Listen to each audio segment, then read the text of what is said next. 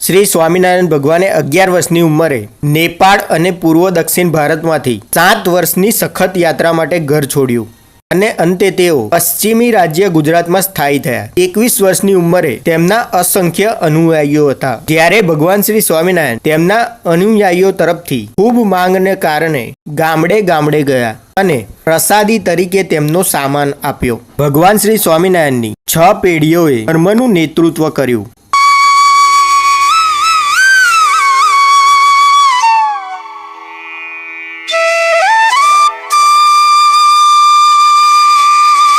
આવી કેટલીક પ્રસાદીની વસ્તુઓનું અમદાવાદના અંકુર 4 રસ્તા સુંદરનગર નારણપુરામાં આવેલ છે।